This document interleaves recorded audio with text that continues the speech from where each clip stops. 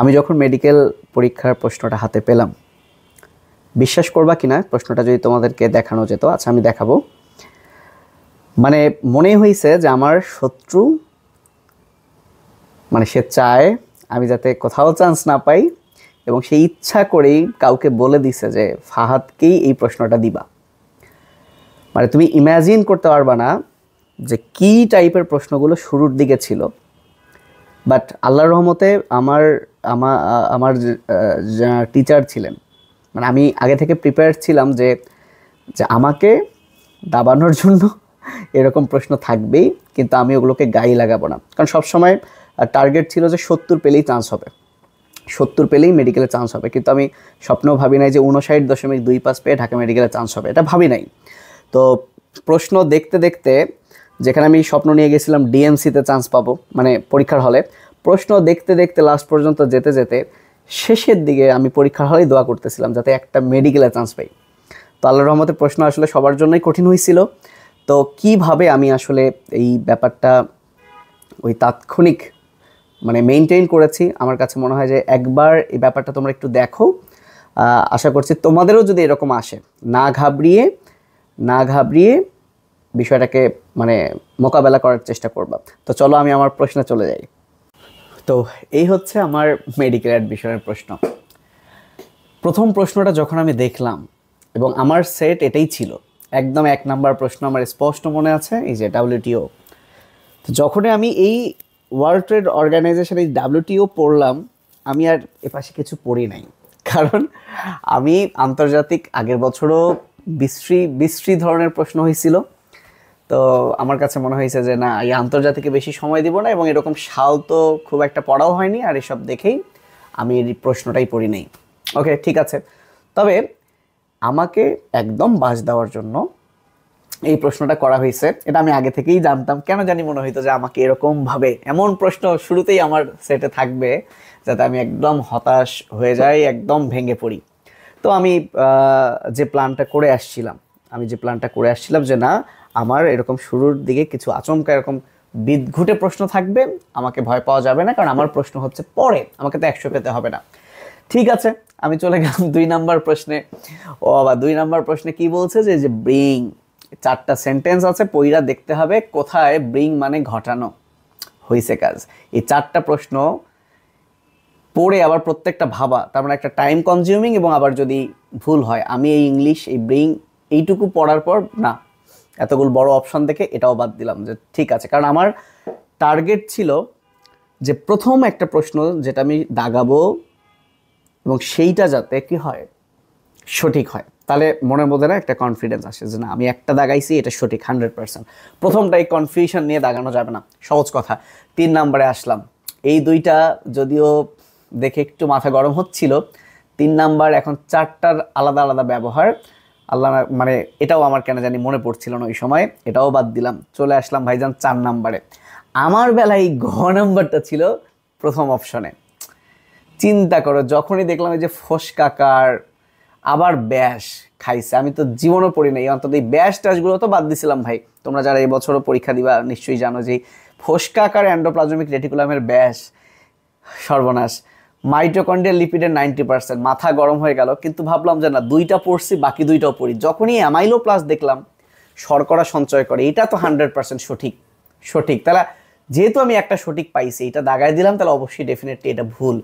তো এইখানে আমি প্রথম এই 4 নাম্বারে একটা সঠিক দাগালাম। আমার মনে হলো যাক, এইবার আমার খেলা শুরু। এতক্ষণ এই 3টা প্রশ্ন আমাকে একটু ঝামেলা করছে, এবার থেকে আমি খেলবো, রাইট? 5 নাম্বারে এসে আবার বাস, রাইবোজোমের সর্বাধিক ব্যাস নিম্নের কোটি। খোদা, জীবনে শুনিও নাই, দেখিও নাই, এগুলো কই ছিল। ঠিক আছে, বাদ। 6 নাম্বার আবার আসলো, অনেক মসজিদ শুনছি, এখন সবচেয়ে বড় 1 গম্বুজ বিশিষ্ট মসজিদ কোনটা? মনে হইলো কুসুম বা কোনো একটা দাগায় দিব কিনা, পরে ভাবলাম না ঠিক আছে, এটা পরে দেখা যাবে। তারপর 7 নাম্বারে আসলো কোনটি? Verb adverb. ইংলিশে দেখে আর আমি যে না, ইংলিশ আমি না, আমি আরেকটু কয়েকটা। এইভাবে যখন আমি ভাইয়া 8-9 পর্যন্ত আসছি, 10-এ এসে দেখলাম মাইক্রোটিউবুল আবিষ্কার করেন কে? কোনোভাবেই মিলে নাই। সভেদবার্গ আর ভেদবার্গ তো পড়ছি রাইবোজোমে, বেন্ডেন পড়ছি সেন্ট্রিওলে, প্যালাডে, পোর্টার, এন্ডোপ্লাজমিক রেটিকুলাম। প্যালাডে তো মনে হয় কি বলে, রাইবোজোমেই ওখানেই তো ছিল। মাথা পরে আবার দেখি এটা নাকি আনসারই ব্ল্যাঙ্ক। দেন আমি মানে মাথা কিন্তু অলরেডি গরম হয়েছে, সাথে সাথে আমি ভাবলাম যে না, এই শুরুর পেজই আমার না, আমি চলে গেলাম কোথায়, একদম শেষে, যে ভাই আমি আর ওইখানে থাকবো না, আমি চলে গেলাম শেষে, যে একদম না, আমি একদম শেষ থেকে শুরু করি। তো শেষের আগের পেজ মানে শেষের যে পাতাটা, সহজ কথা, এইখানে যখনই মলমূত্র দেখলাম, যাই হোক একটু তো ভালো লাগা শুরু করলো, যাক বুঝতেই পারছো এই মলমূত্র ডেফিনেটলি এইটা তো আমি দিয়ে দিলাম মেডুলা অবলাঙ্গাটা। ভাইবো না যে মলমূত্র ম ম ম সব, যাই হোক এটা তো মনে ছিল, কারণ সব সময়ের জন্য ইম্পর্টেন্ট যে এই জিনিসগুলোর কাজ মনে তো একটু, যাক এখন মনে হলো যে হ্যাঁ এখান থেকে একটু ভালো লাগা শুরু হলো। 65 নাম্বারে এই যে প্রক্সিমাল প্যাসানোনালিকা, আমাদের বইয়ে কিন্তু 80% ছিল, এখনকার বইয়ে কিন্তু ভাইয়া 60%, তো 80% দাগালাম, এটাও হয়ে গেল। 66 নাম্বারে এই সংখ্যা মনে থাকে না, বাদ দিলাম, যে দুইটা পারছি, এটা নিয়ে খুব টেনশন হইল না। অল ইন্ডিয়ার সিস্টল ডায়াস্টল, মানে দিল এত খুশি হয়ে গেল যে না, আমার আগেই আসা উচিত ছিল 2-3টা প্রশ্ন পড়ে এইখানে। যাই হোক পেয়ে গেলাম। আরিস নেগেটিভ সবচেয়ে বেশি কোথায়, এই যে পাইরেনিজের বাস্ক বা বাস্ক পথে, পাইরেনিজ পথে প্রচুর এখানে পড়ছিলাম। আলু থেকে ইথানলের এনজাইম হয়েছে, গোড়ালি দেখেই তো পুরো হাগা, এই যে গয়ের কথা মনে পড়ে গেল, হা উপরে গ নিচে গ দাগিয়ে ফেললাম। তারপরে এইটা দেখে তো একদম খুশি, এই একটা সাধারণ জ্ঞান পারছিলাম, যে আমার খুব মনে ছিল এইটা, তো আমার এটা খুব মনে ছিল যে 16ই ডিসেম্বর বিজয় দিবস, তার ঠিক একদিন আগে মানে 15ই ডিসেম্বর, যদিও এখানে 72-73 দুটোই দিয়েছিল, বাট আমার এই ব্যাপারটা ছিল যে এই বীরত্ব কারা কারা খেতাব, এটা তো দিতে একটু সময় লাগছে বাছাই করতে। সে 1 বছর পরে মানে 71-এ স্বাধীন হয়েছি, মানে বিজয় লাভ করছি, দেন 72-73-এ। সো এই একটা প্রশ্ন সাধারণ জ্ঞান যখন পারলাম তখন মনটা ভালো, কারণ আমি সাধারণ জ্ঞান আগে থেকেই ভেবেছি যে হয়তো বা 2-3টা দাগাবো, কিন্তু ভাবি নাই যে 2টা দাগাইতে পারবো। আমি ভেবেছিলাম সামনে মনে হয় আরও সহজ আছে, কিন্তু শুধু যে এইটাই পারছি বিশাল ব্যাপার। আচ্ছা 72 নাম্বারে যখন সিনোনিম আসলো, সিনোনিমও আমরা ছেড়ে দিয়েছি যে সিনোনিম পারবো না, কিন্তু বিশ্বাস করা হয় যে আমি একটু মিলাই পড়তাম। এই যে লাইবল, হ্যাঁ লাইবল মানে কি মিথ্যা বল, এভাবে আমি স্টুডেন্টদেরকেও এখন পড়াই যে লাইবল মানে কি মিথ্যা বলে, মানে মিস রিপ্রেজেন্টেশন। সো এইটা পারার পর মনটা একদম ভরে গেল। 73 নাম্বার বলছে কোনটি সঠিক, চিন্তা করে দেখো, বোরন, বোরন যে 5 নাম্বারে যে হাই হিলিলিথি বেবি কে, তাই না, এই যে বোরন 5 নাম্বার, অ্যালুমিনিয়াম যে ঘুরাই দিছে, তো সঠিক পাইছি, মানে আর দেখার কোনো টাইম নাই। বৈজ্ঞানিক নাম আমি তো সব ফাঁকিবাজি দিয়ে পড়তাম, মানে বুঝছো না, ফাঁকি ঝুঁকি, যেমন লাবিব শিমখা এভাবে পড়তাম, তাহলে এটা হবে না।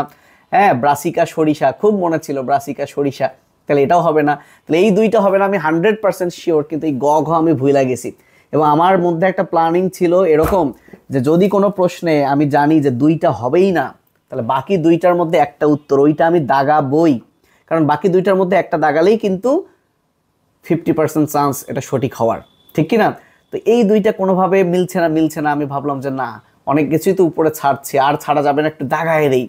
বিশ্বাস করো একদম হুদাই, মানে এই যে কতে কালকা শুনতে ভাবলাম, যেখানে ক আছে এই ক ক মিলাই দেই, আল্লাহ ভরসা। বিশ্বাস করো বাসায় আসা দেখি এটা হয়ে গেছে।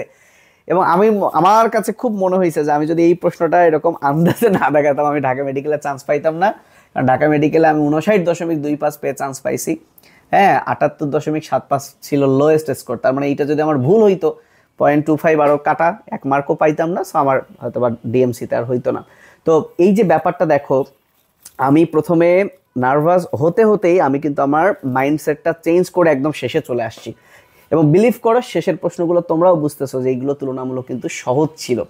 কারণ দেখো পরীক্ষার হলে তুমি যখন প্রথমে পারবা না ভাই, বিলিভ করো 1-2টা না পারলেই যেখানে মাথা গরম হয়ে যায়, সেখানে আমি কতগুলো পারতেছিলাম না।